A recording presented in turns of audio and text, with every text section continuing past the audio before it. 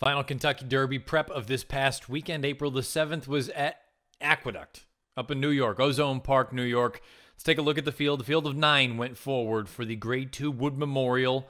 Your favorite was Enticed, 6-5. Kieran McLaughlin, Godolphin. This was a horse that really had taken the local path. He tried down in South Florida, didn't work out.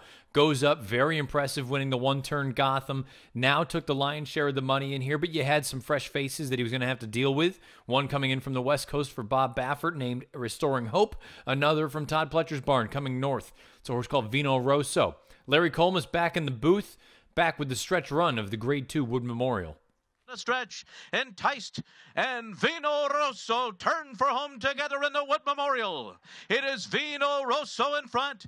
Enticed battles him on the inside, and he's coming back with a furlong to run. Oh, what a wood this is. It is Vino Rosso in front. Enticed continues to battle him, but Vino Rosso's getting away.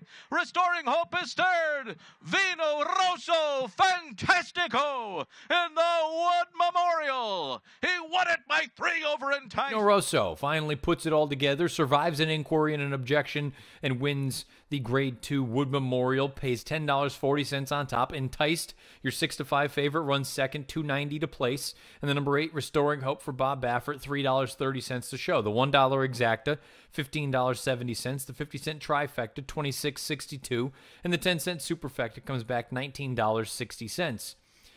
Vino Rosso is an interesting horse we will touch on now. Let's take a look and see what his credentials are and what his background is, the connections. He's 3 of 5 lifetime, over $620,000 in career earnings. He's owned by Rapoli Stable and St. Elias Stable, trained by Todd Pletcher, bred by John D. Gunther in Kentucky. That name may be familiar because he also bred Justify, the winner of the Santa Anita Derby. Ridden to victory by John Velasquez. The pedigree is by Curlin out of a street cry mare named Mythical Bride. 98 Beyer, 121 time form U.S. rating for Vino Rosso in victory here. Enticed, 93 Beyer, 120 time form U.S. rating. Restoring Hope, 90 Beyer, 117 time form U.S. rating. The big thing to think about with this race, quarter, half, three-quarter splits, all color-coded red on time form U.S., indicating a fast pace. In theory, that means that Enticed probably ran one of the better races because he was closest to the pace. Now, I can't sit here with good conscience and say that he sat close to the pace because half mile into the race, he's 6 lengths off of it, and at the three-quarter mark, he's 3.5 off of it. And at that same point, when he's 3.5 off of it, he's only, about a half length or a length in front of Vino Rosso.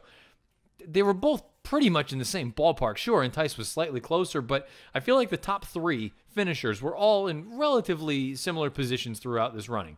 Vino Rosso, he bumped Enticed twice at the top of the lane. I know there were some people, and it was a discussion point, should he have been disqualified? Should Enticed have been moved up to first? I tweeted it, and I maintain the feel of this.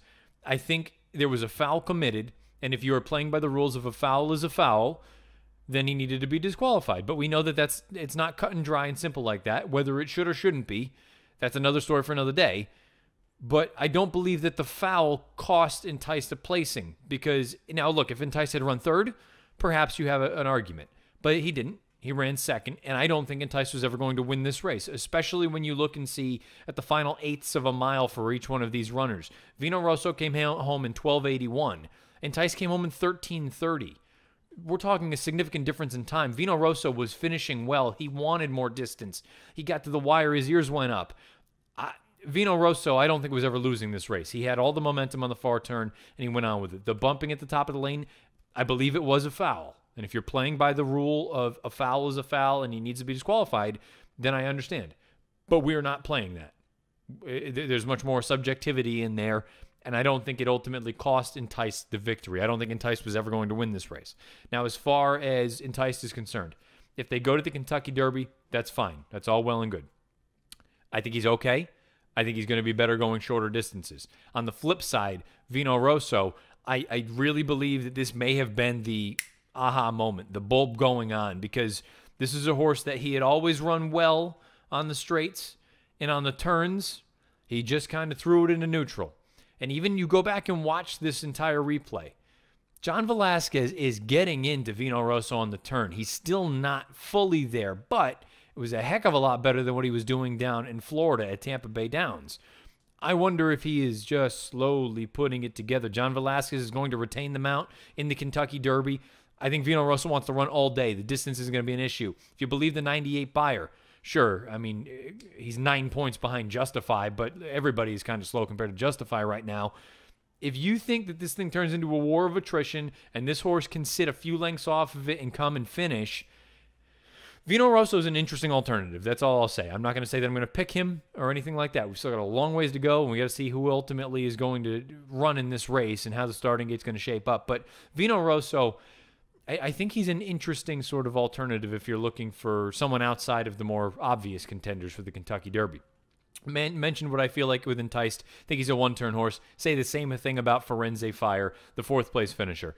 An interesting horse also to keep in mind, and one that I've already thrown in my DRF horse watch. I would suggest you do the same. Restoring Hope, okay, he may have been handled pretty easily here. He galloped out in front of everyone, including Vino Rosso. The thing about Restoring Hope that I've always felt, I think he's a grinder. I think he's a stayer. I don't think there's any brilliance to him. But the fact that he can be forwardly placed and he can stay a distance, to me, all of a sudden, he becomes a fascinating, fascinating runner for a race like the Belmont Stakes. 12 furlongs, you get him up into first or second, pressing the pace. You know he's going to be able to stay all day, and that is the running style that wins a race like the Belmont. Deep closers don't win the Belmont.